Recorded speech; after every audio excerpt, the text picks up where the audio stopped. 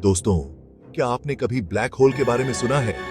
ये ब्रह्मांड की सबसे अजीब और गरीब चीजों में से एक है। कल्पना करो, एक ऐसी जगह जहां ग्रेविटी इतनी तेज है कि कुछ भी नहीं बच सकता, प्रकाश भी नहीं। यही है ब्लैक होल। ये अपने आसपास के समय और स्पेस को भी मोड़ देते हैं। लेकिन ये सिर्फ थ्योरी की बातें नहीं हैं। ब्लैक होल हमारी अपनी गैलेक्सी समेत सभी गैलेक्सियों के बनने में बहुत बड़ा रोल निभाते हैं। ब्लैक होल की एक खास बात होती है उसका इवेंट होराइजन। इसे आप एक ऐसा पॉइंट समझो जहां से वापसी नहीं होती। एक बार अगर आप इवेंट होराइजन पार कर गए तो फिर कभी वापस नहीं आ सकते। वैज्ञानिक आज भी इनके रहस्यों को समझने की कोशिश कर रहे हैं और ब्रह्मांड के इन अद्भुत नजारों से पर्दा उठा रहे हैं।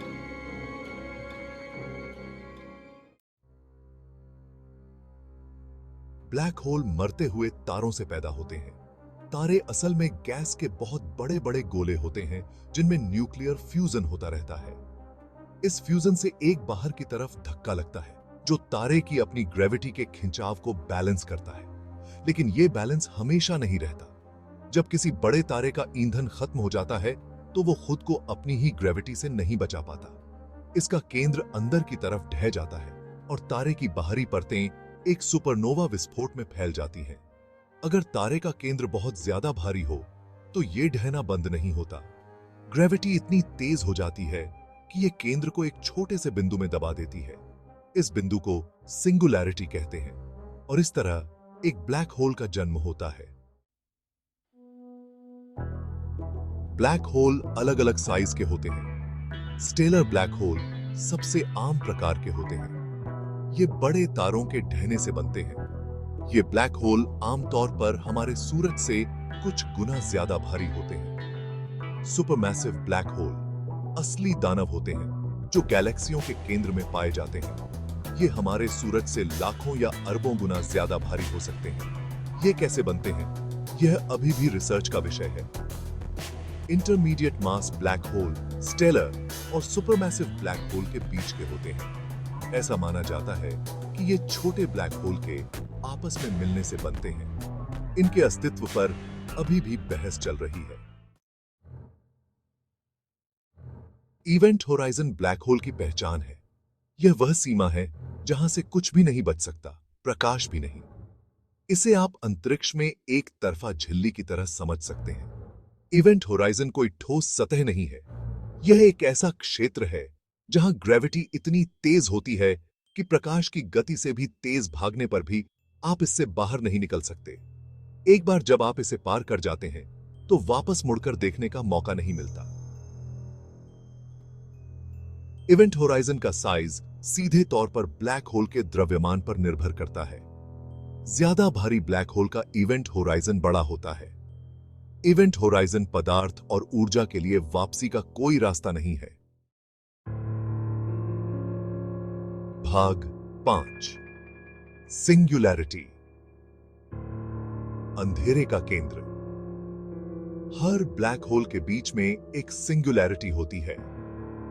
यह एक ऐसा बिंदु है जहां घनत्व अनंत होता है और भौतिकी के नियम काम करना बंद कर देते हैं। भौतिकी की हमारी वर्तमान समझ यह नहीं बता सकती कि सिंगुलैरिटी पर क्या होता है। कल्पना कीजिए कि एक ढह चुके तारे का सारा पदार्थ एक असीम रूप से छोटे से बिंदु में संकुचित हो गया है। यही सिंगुलैरिटी है। समय और स्थान, जैसा कि हम जानते हैं कि इस बिंदु पर अस्तित्व समाप्त हो जाता है। सिंगुलैरिटी अंतरिक्ष समय में अत्यधिक गुरुत्वाकर्षण और वक्रता का बिंदु है। यह एक ऐसी जगह है जहां भौतिकी के हमारे वर्तमान सिद्धांत अपनी सीमा तक पहुंच जाते हैं। एक सिंगुलैरिटी के अंदर क्या होता है, यह आधुनिक विज्ञान के सबसे बड़े रहस्यों में से एक बना हुआ है। भाग 6 हॉकिंग विकिरण। ब्लैक होल पूरी तरह से काले नहीं होते हैं। ब्लैक होल पूरी तरह से काले नहीं होते हैं।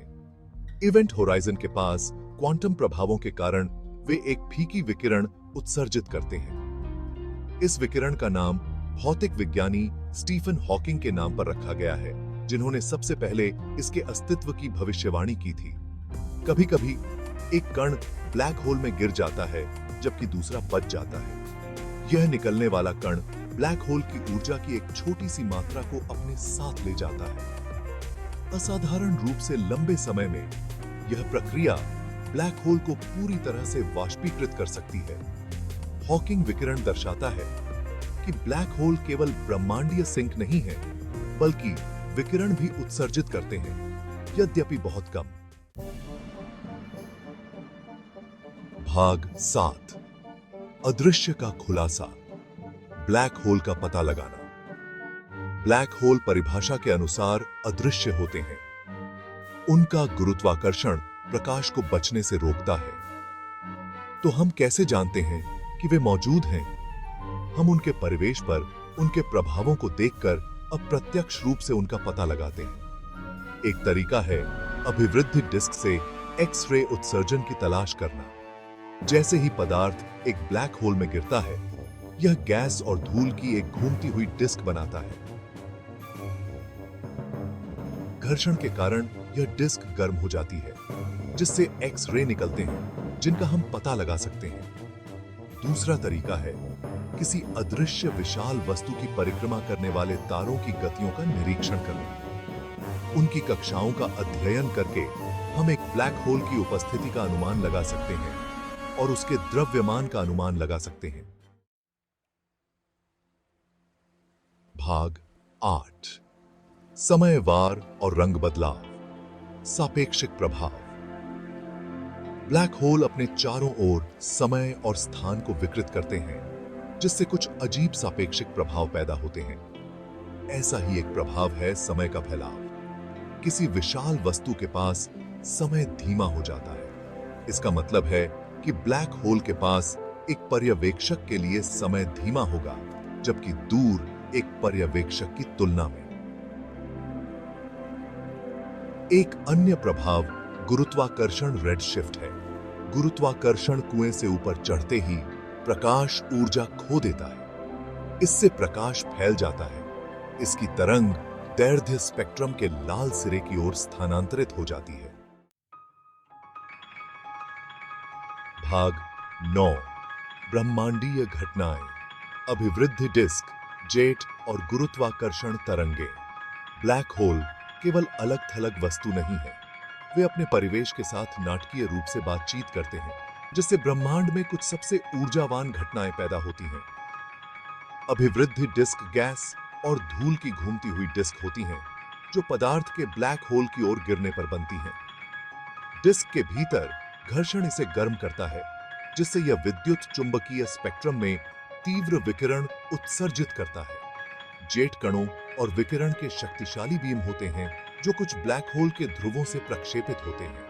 ऐसा माना जाता है कि ये जेट ब्लैक होल के स्पिन और चुंबकीय क्षेत्र द्वारा संचालित होते हैं। वे हजारों प्रकाश वर्ष तक विस्तार कर सकते हैं। भाग 10, सुपरमैसिव ब्लैक होल, आकाशगंगाओं के एंकर। सुपरमैसिव ब्लैक होल हमारी अपनी मिल्की वे सहित अधिकांश, यदि सभी नहीं, तो आकाशगंगाओं के केंद्रों में रहते हैं। ये गुरुत्वाकर्षण बीहमोथ अपनी मेजबान आकाशगंगाओं के विकास में महत्वपूर्ण भूमिका निभाते हैं।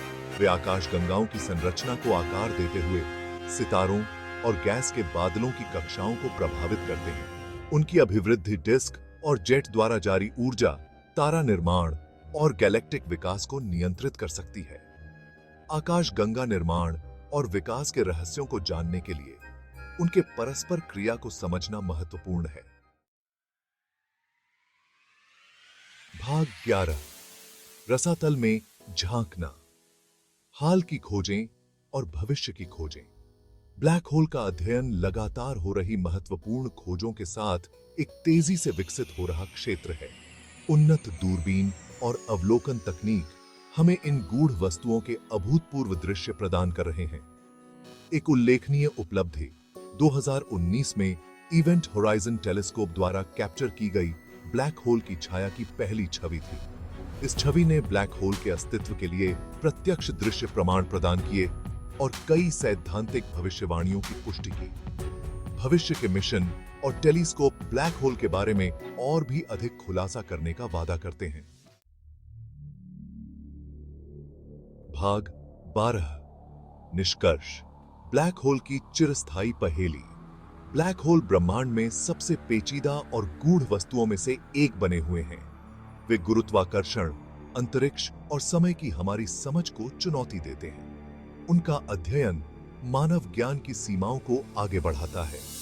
तारकीय पतन में उनके गठन से लेकर गैलेक्टिक विकास में उनकी भूमिका तक ब्लैक होल मोहित और प्रेरित करते रहते हैं। इन ब्रह्मांडीय पहेलियों को समझने की खोज मानव आत्मा की असीम जिज्ञासा का प्रमाण है।